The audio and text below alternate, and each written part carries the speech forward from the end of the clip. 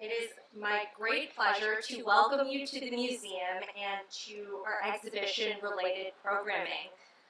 Today, our speaker is the international best-selling author, Jung Chang.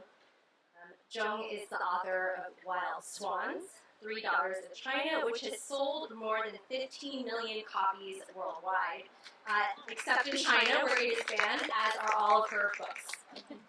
Her other works include a trilogy of the history and personalities of modern China, Mao, The Unknown Story with Jon Halliday, Empress Dowager Cixi, The Concubine Who Launched Modern China, which was a New York Times notable book, and Big Sister, Little Sister, Red Sister, Three Women at the Heart of 20th Century China. Jung's books have been translated into more than 40 languages. She has won many awards, including the UK Writers Guild Best Nonfiction and Book of the Year UK, and has received honorary doctorates from a number of universities in the UK and United States. She's also an honorary fellow of SOAS University of London. Jung was born in Sichuan Province in China in 1952. And during the Cultural Revolution, she worked as a peasant, a barefoot doctor, a steelworker, and an electrician before becoming an English language student at Sichuan University. She left for China for Britain in 1978 and obtained a PhD in linguistics in 1982 at the University of York, and was the first person from communist China to receive a doctorate from a British university. So, we are so excited to have Jung Chang here today to speak as part of our programming for deconstructing ideology. Just some housekeeping notes. There will be copies of Jung's books available for sale at the gift store, should you want to purchase them and ask Jung to sign them. And we will have a brief Q&A after Jung's talk. Our visitor engagement associates will be handing out note cards and pens and pencils. So raise your hand. They'll be coming around with them. Should you like to ask a question, and we will be reading the note cards at the end. So thank you, and please join me in welcoming Jung Chang.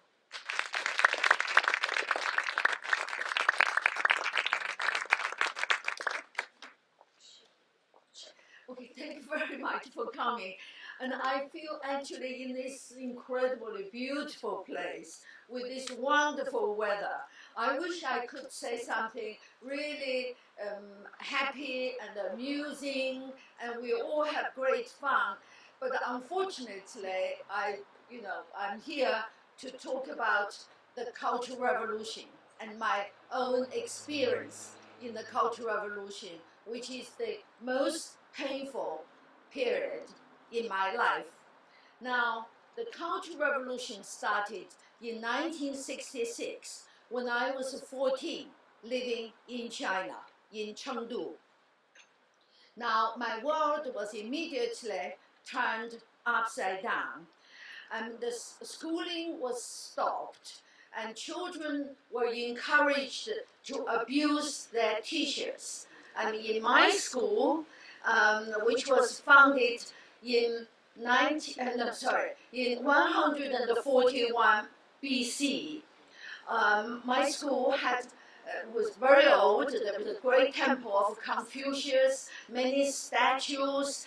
Now, the first thing the students were encouraged to do was to smash the old, because the Cultural Revolution is not about revival culture, but about destroy culture. And Mao had deemed that all oaths were bad. So in my school, children were going around with a hammer to knock the heads and to smash the statues in my school. And in that great temple of Confucius, there was a total destruction. Windows were smashed and everything. And on the school ground, there was a great tablet commemorating Confucius. And the whole school was mobilized to pull down that tablet. but they couldn't. So they had to get some engineers into the school and made a big hole and eventually pull down this great monument of great cultural value. Now, the next thing the students were doing was to abuse their teachers, as I said. I saw my own teachers being beaten up, kicked, spat at, just generally abused. And my English language teacher was once stood on the platform, school's sports ground, which was now turning into the venue for denunciation meetings. And he stood on a narrow bench and with his arms ferociously twisted to the back, and his head was pushed down along with other teachers. He couldn't stand still. He fell and he cut his head and blood trickled down. It was in the summer, in August 1966, and all the school children were gathered in the sports field to watch this, and I felt my blood just went cold. I mean, I'm now in the exhibition. You will see some reproductions of some of the denunciation meetings of being victims being made to kneel down and so on. As artwork, it's obviously sanitized the horror, I mean, of the anguish in the faces of the victims and the ferocity of their tormentors. And so what happened? A lot of things happened in my school. For example, Mao was so extreme. He turned against horticulture. He denounced the cultivating flowers and grass as a bourgeois. And so these things disappeared in China in a very short period of time. As a school child, we all had to go out to remove grass from the school lawn. The gardener from my school just died one day. I don't know whether he committed suicide or he was beaten to death, simply for being a gardener. And so, I mean, all people in my generation were brutalized because we all grew up in our teenage years witnessing these horrific scenes which happened all over China, in all schools, in street corners, and so on. Now, like all my urban contemporaries, I joined the Red Guard. And Red Guard wasn't an elite force. I mean, everybody was a kind of a Red Guard. But I left the Red Guard after slightly over 1 month. And this was because what I saw was so much against my nature. I just hated and feared all that. Now, my parents also became victims of the Cultural Revolution. They were actually communist officials. They joined the Communist Party in their teenage years, thinking, for my father, thinking that it was going to bring, or both of them thought that the communists were in favor of equality and they were going to bring a better life to the Chinese. And for my mother, the communists had promised equality for women. And because my grandmother had been a concubine, and he had a very sad life, which I wrote about in Wild Swans. And so that's how they joined the communists in their teenage. And my mother was 15, my father was 16. But over the years, they were disappointed. But in the Cultural Revolution, my father decided to stand up and condemn the Cultural Revolution. He wrote to Mao to criticize the Cultural Revolution, and he said things like, he said things at the mass meetings when he was stood on the platform. He said this was nothing, there was nothing culture in this revolution. It's all violence.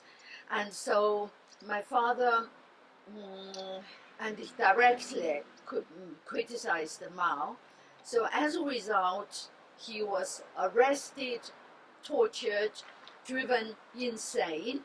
He was exiled to a camp and died eventually very tragically and prematurely. And my mother was under tremendous pressure to denounce my father. She refused. So she went through over 100 of those ghastly denunciation meetings. You could see some pictures in the exhibition of the horrendousness of the denunciation meetings. She was stood on the platform, standard with arms being twisted, ferociously, heads being pushed down. She had a plaque, heavy plaque hanging from her neck. She was made to kneel on broken glass. I remember when my mother came home how my grandmother used a tweezer to pull out the fragmented glass from my mother's knees. My mother was paraded in the streets where children spat at her and throw stones at her. And she was exiled to a camp, but she survived. And today, actually, she still lives in Chengdu, aged 91. So she was a survivor.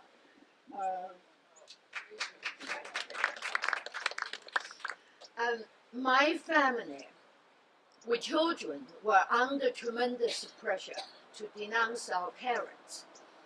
Many did. The Cultural Revolution had alienated countless families. But my family actually got closer together. We were scattered to the villages, to the mountains. I was exiled to the edge of the Himalayas and worked as a peasant and as a barefoot doctor. A barefoot doctor was a doctor without any training.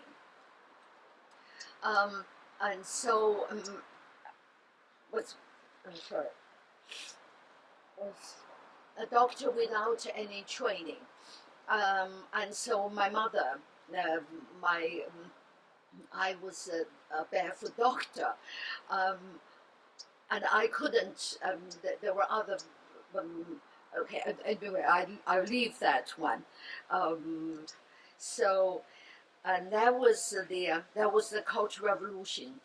And so in the village, I worked as a peasant, as a barefoot doctor, and then I became a steelworker and an electrician.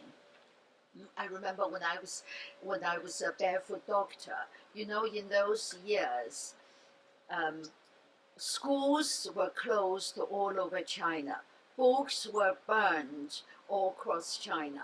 And Mao had said, the more books you read, the more stupid you become. So I became a sort of a doctor, a barefoot doctor, without any training. But I learned a little acupuncture, and I was eager to treat patients, to put a needle in people's body. And I learned how to do acupuncture, but I was eager for patients, and I have equally eager patients, and they were boys from the same city who'd been exiled to the villages, and who would walk for hours to have an acupuncture session. So that was in those days how we did courtship, with lawyers. And, it was quite funny. Anyway, so eventually, I then went back to Chengdu.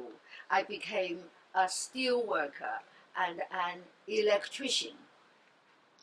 And I was up on the electric poles to work as an electrician. Again, there was no training, so I had 5 electric shocks in 1 month. So in 1973, things became better, and universities in China began to reopen after having been closed for 6 or 7 years. And I managed to get into Sichuan University to read English. But China in those years were completely closed to the outside world. I mean, even though we were learning English, but there was no foreigners around and no proper English textbook around. And our teachers had never met a foreigner themselves. So our textbooks were written by these teachers who had never met a foreigner. And so they just translated Chinese texts into English. And in China in those years, when we bumped into each other, we would say, 吃饭了吗？上哪儿去? Which means, where are you going? Have you eaten? And those were the English greetings I learned. So when I went to England, I used to go around and ask people where they were going and whether they had eaten. Now, as an English language student, I was once sent to a port in South China to practice my English. And but there was no foreigners around, and we then waited. As my fellow students, I waited in the club, eagerly awaiting for our sailors who came to China's port. And we would be so keen to talk to them because they were our only chance to practice English. And so we would grab them as soon as they came on shore. And of course, we didn't know what must be on their minds and how different this was from their expectation of port life. And so I made my score. Anyway, then in 1976, Mao died and things began to change. In 1978, for the first time, scholarships for going abroad were awarded on academic basis. I sat for a national exam. I did reasonably well, so I became one of the 14, a group of 14 people to go and study in Britain. And in those days, there were absolutely no Chinese from mainland China. I was so lucky. This is why when I got my doctorate in 1982, 3 years later, I became the first Chinese to get a doctorate from a British university, because I was so lucky. Now, when the 14 of us arrived in London, we were all wearing the Mao suit. I noticed there is a Mao suit, exactly a suit, but a jacket. But it was like a uniform, a blue jacket and blue trousers. And the 14 of us were not allowed to be out on our own. So we had to move in a group, the 14 of us, all wearing the Mao suit, and we were quite a sight in the London streets. And we were under strict rules to not to do this and that and the other. One particular thing we were told not to do was to go into an English pub, because the Chinese translation for pub, 酒吧, suggested somewhere indecent with nude women gyrating. So we were particularly banned from going into a pub. And I was in a college, I knew there was a pub, I was torn with curiosity. So one day I sneaked out of the college, I darted across the road, I pushed the door of the pub open, and of course I saw nothing of the kind. Only some old man sitting there drinking beer, and I was rather disappointed, of course. And so I was in London for 10 years. I was, in those 10 years, I didn't want to think about the past. I wanted to forget about China. I told people I was Korean, because it was too painful, the past was for me to think about. Now, then 10 years after I went to Britain, my mother came to London to see me. It was her first trip abroad, and she had so many things to tell me. And my mother talked to me every day about her life, about my grandmother, and about my father, her relationship with my father. And my mother talked to me every day. And when I was out working, she talked into a tape recorder. So after she left London, after 6 months, my mother had left me 60 hours of tape recordings. When I was listening to my mother, and I thought, I got to write all this down. And then I suddenly realized that how much I want to write it down, how much I wanted to be a writer, and how much I had always wanted to be a writer. But when I was growing up in China, it was in the Cultural Revolution particularly, it was impossible even to dream of becoming a writer, because nearly all writers were condemned, sent to the Gulag, driven to suicide, being executed. So it was impossible to even dream of becoming a writer. I remember I wrote my first poem on my 16th birthday. I was lying in bed polishing my poem when I heard the door banging. And the Red Guard had come to raid our flat. And if they saw my poem, I would have got into trouble, and my family would have got into trouble.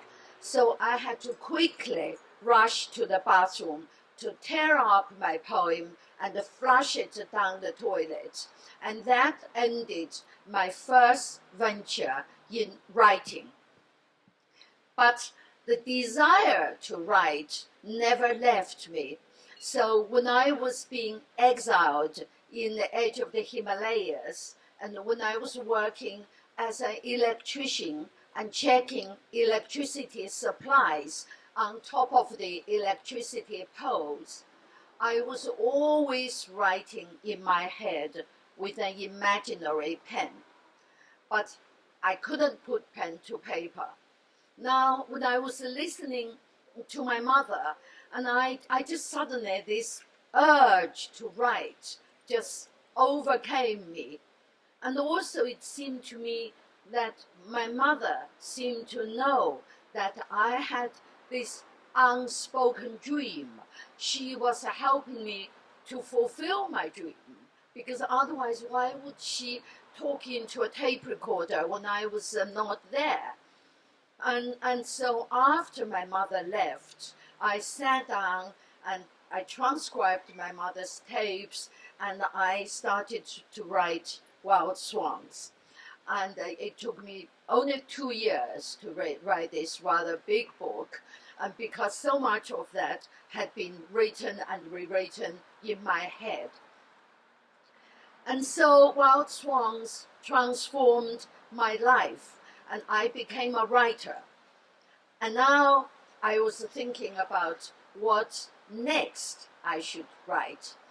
And Mao Zedong seemed to be the obvious subject because he had turned the lives, I've seen him turning the lives of countless millions of people upside down. He had completely dominated my younger life, and yet I felt the world knew astonishingly little about him. And I myself had many unanswered questions. So I wanted to write about Mao. And my husband, Jon Halliday, was also interested in Mao. Jon had helped me writing Wild Swans, and he was interested in Mao. So we decided to write a biography of Mao together.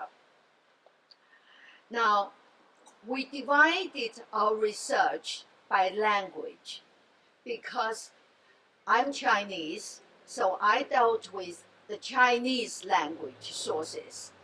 Jon, unfortunately, speaks many languages, so he was landed with the rest of the world. And in particular, he speaks Russian, and he spent years working in the Russian archives, which turned out to be a treasure trove. We were very lucky because in the 1990s, Yeltsin opened the Russian archives, and actually the history of the entire communist movement and the history of all communist parties all over the world had to be rewritten after the opening of the Russian archives. And in China, I was also very lucky because even after Tiananmen, China was still relatively free compared to today. Even though my book Wild Swans was banned, I was still able to travel in China, and the eyewitnesses were still alive. So I was in China, interviewed, about 200 people, including Mao's family, his friends, the first party, the first man he introduced to the party, his friends back in 1918, and Mao's colleagues, surviving colleagues, their widows, his staff, doctors, housekeepers, nurses, so on. I mean, major historical witnesses. And so, they all seem to have bottled up so much, waiting for me to come and interviewing them. So I had a wonderful time talking to these historical witnesses. And also Chinese archives, which seem to be so tightly controlled, were not quite so in those years. Because in the 1980s, under the more liberal party leader, Hu Yaobang, all Chinese archives were under orders to compile the original documents, like telegrams, their reports to Moscow, and so on. So there were these tens of scores of volumes on the Long March, on the Civil War, on the war against Japan, on relations with America. And so it was, again, like a treasure trove. And these books were published in the 80s and in the 1990s. And of course, today, they have all completely disappeared, and the archives were shutting down. So we had a great fun. Jon and I spent 12 years pursuing Mao. And we had great fun. We traveled all over the world. We visited, just outside China, 28 archives to collect materials. And we talked to nearly everybody who had interesting dealings with Mao. In this country, for example, George Bush, the senior, and Henry Kissinger. We nearly got to see Nixon. He died. And many the heads of the CIA, former national security advisors, and so on. We had, in this country, we had people, friends from Britain, who introduced us, like to Nixon, and like to Kissinger. But we didn't have somebody to introduce us to Gerald Ford. And so what we thought, can we do? Gerald Ford visited China and saw Mao. When we saw him, he actually told us how Mao's eyes sparkled when Mao saw his beautiful blonde daughter, Susan. I mean, Mao was a womanizer. Anyway, but we wanted to see Gerald Ford. And so one day in Washington, John then got out of the telephone directory. In those days, we had telephone directories, and he looked under S for Secret Service. And he dialed the number for the Secret Service and asked to talk to Ford's protection detail. And so the Secret Service said, oh, former President Ford is in Mirage.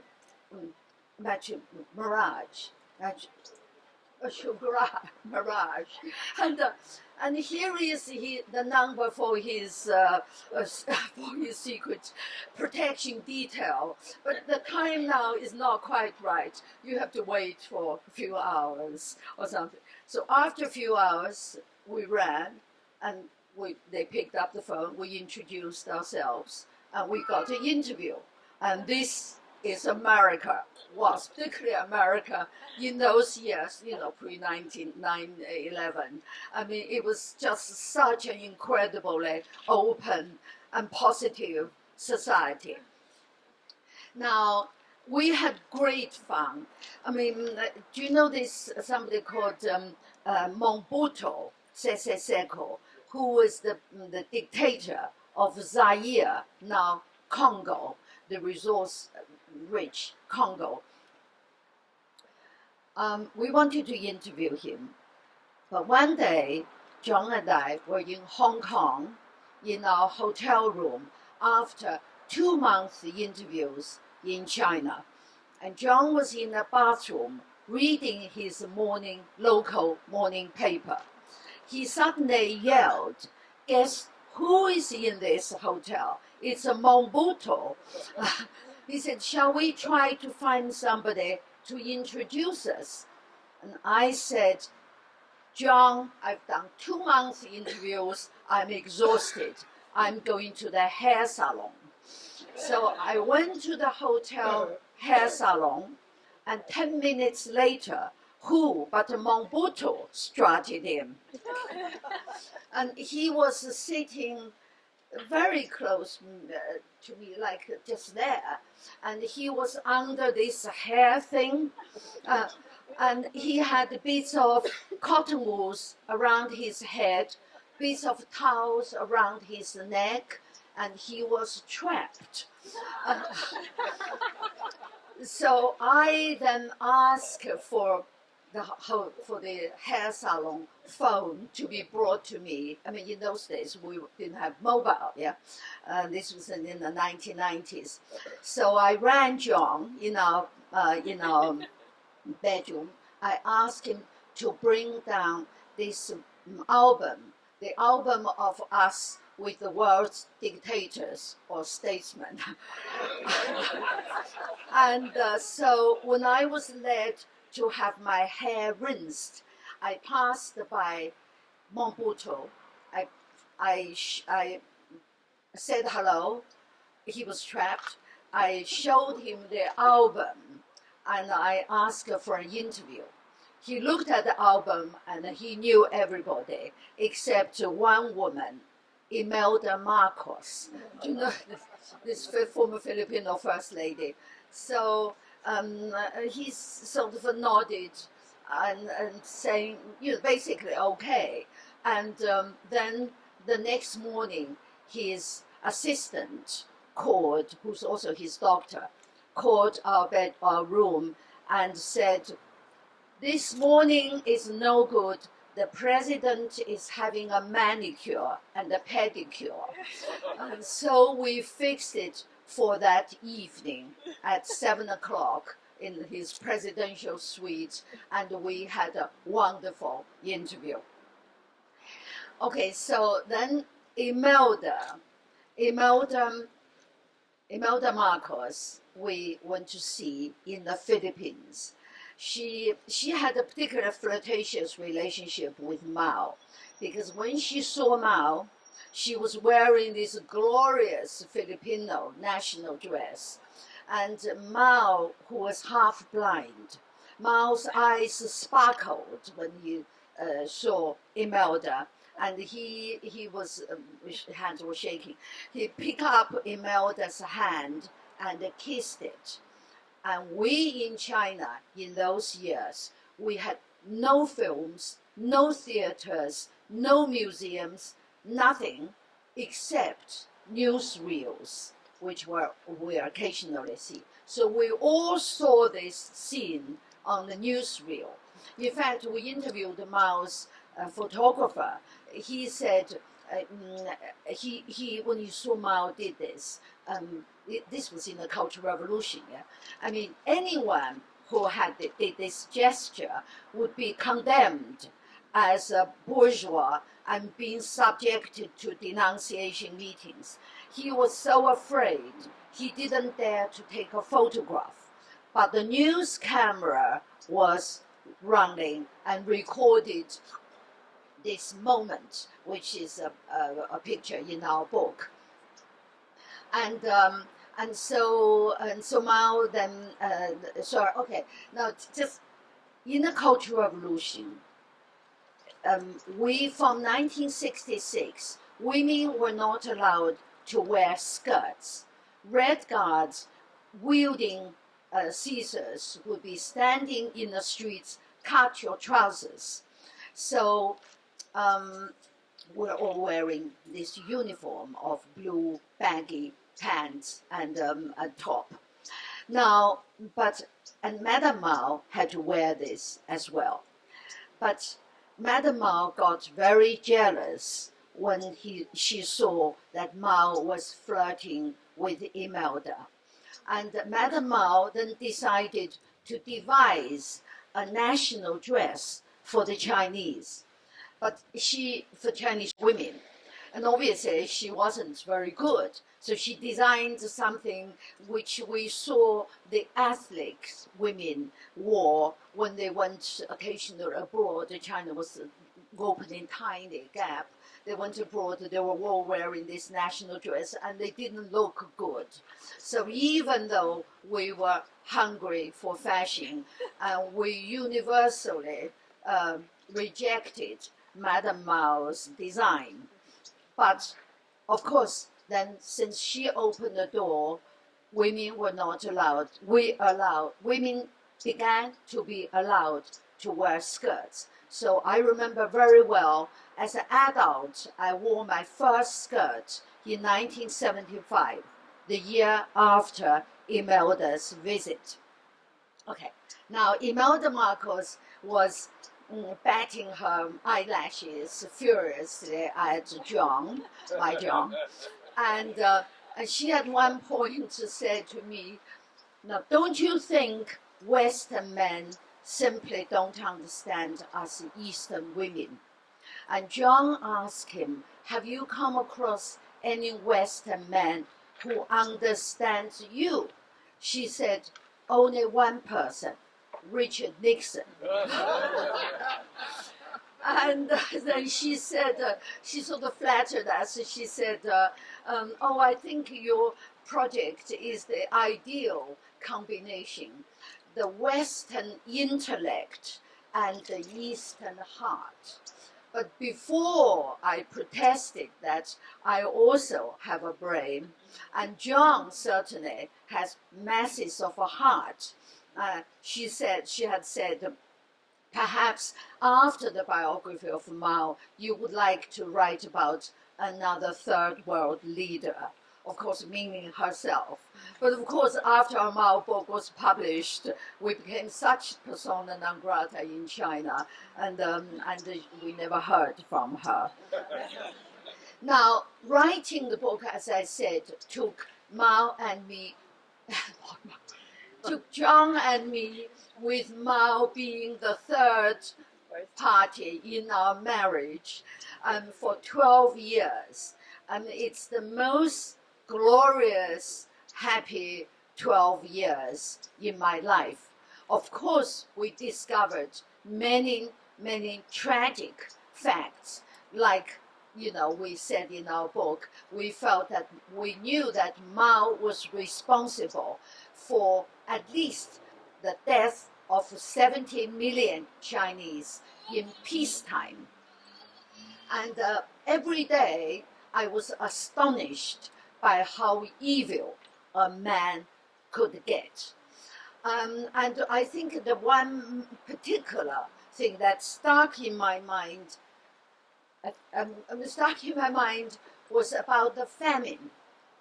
As we know today now, it's from 1958 to 1961, roughly 40 million people died of starvation and overwork. Now, we all thought, Mao was no good at running the economy. Maybe others blame Russia, blame incompetent cadres. But we discovered the real cause of the famine, which was Mao had a dream. Now, Mr. Xi's dream is very much the continuation of Mao's dream. Mao's dream started from day one when he took power, that he wanted one day to build China into a military superpower so he could conquer the world. But of course, China was poor, had no military industry, so he bought the whole military industries from Russia and some from Eastern Europe. And to pay for these expensive purchases, Mao used the food. He knew his people were dependent for the food for survival, because traditionally China could not, for hundreds of years, could not feed its people with enough food, could produce enough food. So Mao knew his people were going to die in their millions or tens of millions, but he didn't care. He actually said for all his projects to take off, half of China may well have to die. I'm afraid I was very, very shocked. And now this sort of directly led to the Cultural Revolution, because even Mao's number two, Liu Shaoqi, the president of China, who was a pretty hard man, but he couldn't stomach this level of heartlessness. So at the beginning of 1962, at a conference of party officials, of 7,000 party officials, Liu Shaoqi ambushed Mao and got the 7,000 party officials. I'm afraid my father was in that audience, and all the 7,000 party officials suffered tremendously in the Cultural Revolution. Now, Liu Shaoqi got together with them and managed to stop Mao's policies, which was going to lead to more famine. That's why the famine stopped in 1962. Mao was furious. He hated being outsmarted, and he vowed to revenge. And the Cultural Revolution was Mao's ultimate revenge. The number one target of the Cultural Revolution was President Liu. I mean, I know it. He died a most tragic death in incarceration. So that is the Cultural Revolution. It's Mao's greatest purge. He also wanted to purge all the party officials who wouldn't carry out his policies and to replace them with other people. Well, unfortunately, for Mao, he didn't make it. So in his late years, he was very sad. He was always in tears. But